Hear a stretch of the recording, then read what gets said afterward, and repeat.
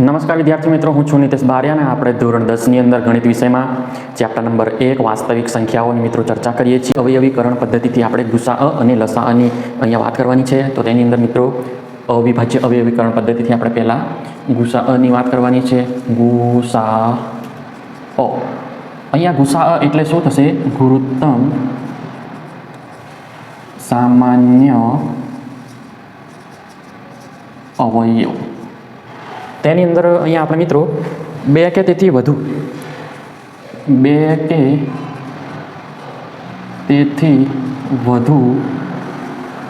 આપેલી સંખ્યાઓમાં શું થશે? બે કે તેથી વધુ આપેલી સંખ્યાઓમાં રહેલા સામાન્ય અવિભાજ્ય અવયવના શું થશે? અવયવના નાનામાં નાના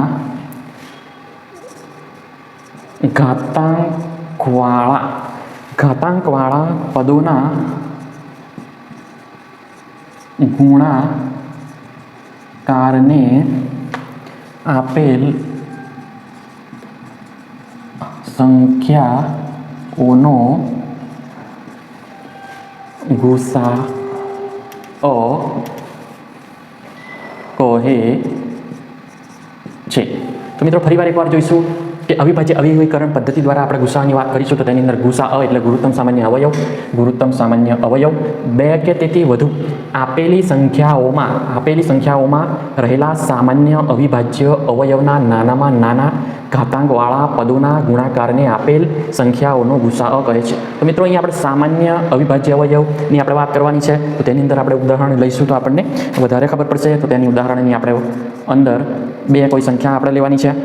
તો 6 અને 20 આ બે સંખ્યાઓ લઈશું. તો તેનું આપણે શું કરવાનું છે? ગુસાઅ શોધવાનો છે. તો પહેલાં આપણે એના શું કરવું પડશે? અવિભાજ્ય અવયવીકરણ પદ્ધતિ દ્વારા આપણે શોધવાની છે. અહીંયા આપણને કીધું છે તે પ્રમાણે આપણે શોધીશું. તો બે કે તેથી વધુ આપેલી સંખ્યા આપણે બે લઈ લીધી છે મિત્રો, 6 અને 20. તો તેમાં રહેલા સામાન્ય અવિભાજ્ય અવયવના તો સૌપ્રથમ પહેલાં આપણે સામાન્ય અવિભાજ્ય અવયવ ત્યારે જ મળશે કે જ્યારે આપણે બંનેના અવિભાજ્ય અવયવ પાડવાના છે. તો પહેલાં 6 ના અવિભાજ્ય અવયવ જો પાડીએ તો શું મળશે? 2 ગુણ્યા 3 મળશે. 6 ના શું થશે? 2 ગુણ્યા 3. એવી રીતે 20 ના આપણે પાડીશું અવિભાજ્ય અવયવો તો શું થશે? 2 ગુણ્યા 5 થશે. હવે મિત્રો અહીં 6 ની અંદર 2 ની ઉપર કોઈ ઘાત નથી એટલે આપણે 1 પણ લખી શકીએ. 3 ની ઉપર પણ આપણે કશું નથી એટલે 1 લખી શકીએ. હવે આને આપણે આગળ લખવું હોય તો 2 ગુણ્યા 2 એટલે કે 2 નો વર્ગ થશે, ગુણ્યા 5 નો આપણે કશું ઘાત નથી એટલા માટે આપણે 1 પણ લખી શકીએ. તો આપણને 6 ના બે અવિભાજ્ય અવયવો મળી ગયેલા છે અને 20 ના પણ આપણને અવિભાજ્ય અવયવો મળી ગયેલા છે મિત્રો. તો તેની અંદર મિત્રો આપણે જોઈશું કે જો સામાન્ય અવિભાજ્ય અવયવના તો સામાન્યની અંદર આપણે જોઈએ તો અહીંયા 2 છે 6 ની સંખ્યાની અંદર, એવી રીતે 20 માં પણ અહીંયા 2 છે.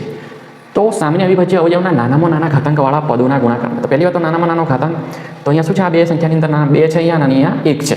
સામાન્ય અવિભાજ્ય અવયવ બંનેમાં શું છે? 2 છે. પણ એમાંથી આપણે જે સામાન્ય અવિભાજ્ય અવયવ છે એમાંથી જે નાનામાં નાની ઘાતાંક શું છે? નાનામાં નાના ઘાતાંકવાળા પદોના ગુણાકારને આપણે તો અહીંયા શું છે?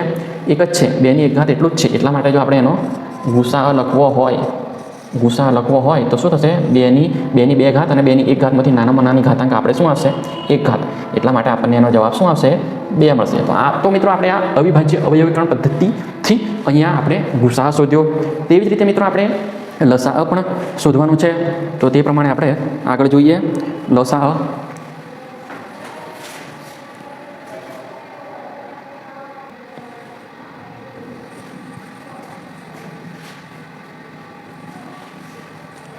તો મિત્રો હવે આપણે આગળ અવિભાજ્ય અવયવીકરણ પદ્ધતિથી લસાઅની મિત્રો વાત કરવાની છે.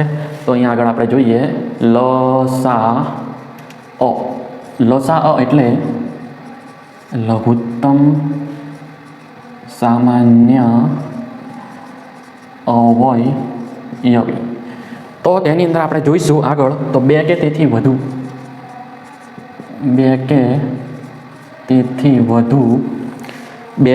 વધુ આપેલી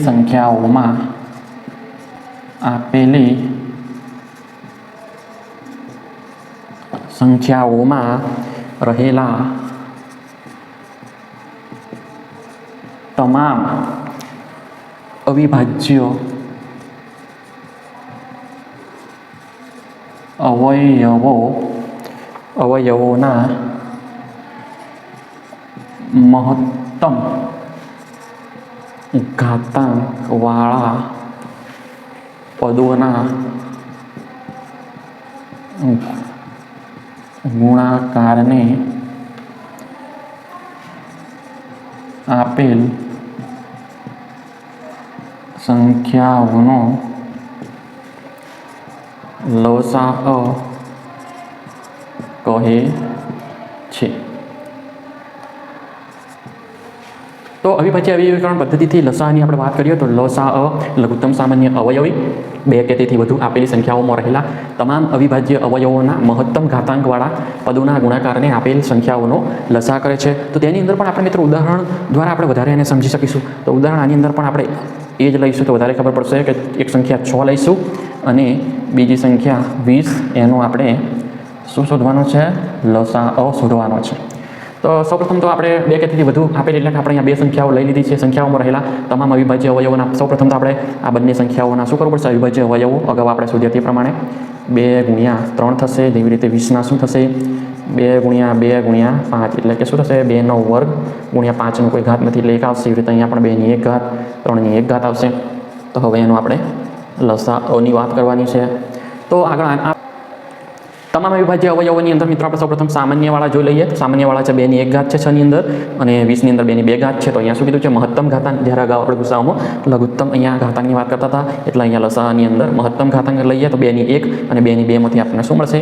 2ની 2 ઘાત. હવે આ તો સામાન્યની વાત થઈ પણ એના સિવાયના પણ આમાં તમામ આવી જશે એટલે 6ની અંદરથી શું આવી જશે? અહીંયા 3ની 1 ઘાત પણ આવી જશે. જ્યારે અહીંયા 5ની 20માંથી 20 જે સંખ્યા છે એની અંદર 5ની 1 પણ આવી જશે.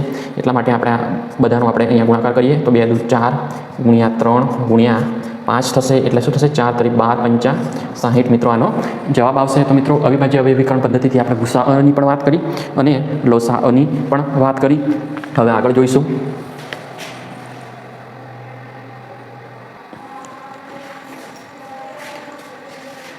તો મિત્રો હવે આપણે બીજું આગળ આની વાત કરવાની છે. તો આગળ આપણે વાત કરીશું તો આગળ એવું થશે કે આગળ આપણે વાત કરીએ તો તેની અંદર જોઈએ આપણે કે કોઈ પણ બે ધન પૂર્ણાંક સંખ્યાઓનો કોઈ પણ બે ધન પૂર્ણાંક સંખ્યાઓના ગુસાઅ અને લસાઅનો ગુણાકાર તે બે ધન પૂર્ણાંક સંખ્યાઓના ગુણાકાર જેટલો હોય છે. તો મિત્રો આને પણ આપણે ઉદાહરણ દ્વારા સમજીએ તો વધારે ખબર પડશે. અગાઉ આપણે ગુસાની અંદર અને લસાની અંદર 6 અને 20નો ગુસાઅ અને લસા આપણે શોધેલો છે તેને આપણે લખી દઈએ અહીંયા કે 6 અને 20 છે એનો આપણને ગુસાઅ શું 6 અને 20નો એને આપણે બરાબર લખી દઈએ. 6 અને 20નો ગુસાઅ આપણને આગળ શું મળ્યો હતો? ગુસા આપણને 2 મળ્યો હતો. એવી રીતે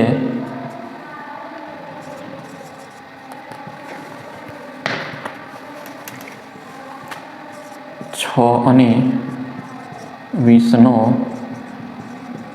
લસાઅ આપણને 60 મળેલો. તો આના પ્રમાણે આપણે જોઈશું. આ વસ્તુ આપણે ધ્યાન રાખવા જેવી છે કે કોઈ પણ બે ધન પૂર્ણાંક સંખ્યાઓ તો મિત્રો આપણે અહીંયા અગાઉ લીધી તે 6 અને 20ની વાત કરવાની છે.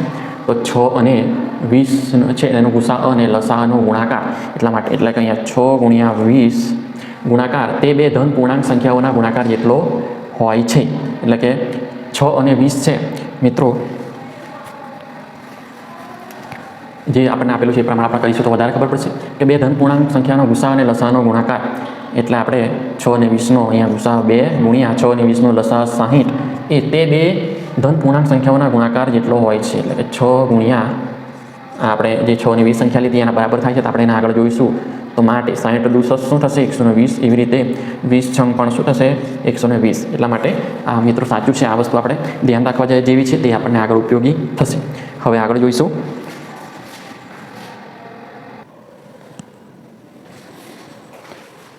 મિત્રો હવે આપણે આગળ વાત કરવાની છે, તો તેની અંદર આ વસ્તુ પણ આપણે ધ્યાન રાખવાની છે કે જે આપણને આગળ ઉપયોગી થશે. બે પરસ્પર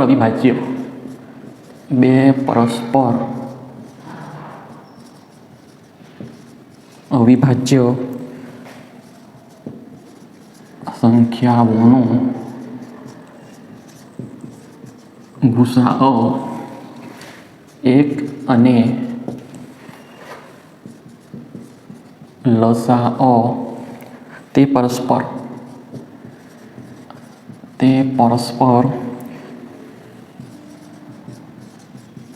અવિભાજ્ય સંખ્યાઓના ગુણાકાર જેટલો થાય છે. તો આ પણ મિત્રો આપણે ધ્યાન રાખવા જેવી બાબત છે. તો આપણે ઉદાહરણ દ્વારા એને વધારે સમજીશું. તો અહીંયા એનું ઉદાહરણની આપણે વાત કરીએ તો બે પરસ્પર અવિભાજ્ય સંખ્યાઓનો ગુસાઅ 1 અને લસાઅ તે પરસ્પર અવિભાજ્ય સંખ્યાઓના ગુણાકાર જેટલો થાય છે. તો આપણે બે પરસ્પર અવિભાજ્ય શું લેવાનું છે? આપણે બે પરસ્પર અવિભાજ્ય સંખ્યાઓ, ધારો કે આપણે 2 અને બીજી કઈ લઈએ 2 અને 3. કઈ લેવાની છે મિત્રો? આપણે 2 અને 3.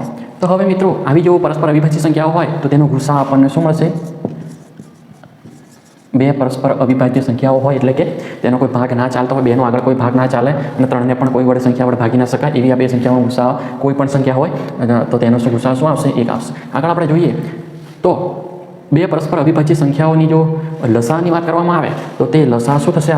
તેનો લસાઅ તે પરસ્પર અવિભાજ્ય સંખ્યાઓના ગુણાકાર જેટલો થાય છે. એટલે કે જે 2 અને 3 છે એના ગુણાકાર જેટલો એનો શું થશે? અહીંયા લસાઅ છે. આ પણ આપણે મિત્રો ધ્યાન રાખવા જેવી બાબત છે કે 2 અને 3 જેવી કોઈ પણ અવિભાજ્ય સંખ્યાઓ હોય, પરસ્પર અવિભાજ્ય સંખ્યાઓ હોય, તેનો ગુસાઅ 1 અને લસાઅ તે બે સંખ્યાઓના ગુણાકાર જેટલો થશે મિત્રો. તો આ બધી વસ્તુઓ મહત્વની હતી, તે આપણે ધ્યાન રાખવી જરૂરી છે. તે આગળ ઉપયોગી નીવડે છે.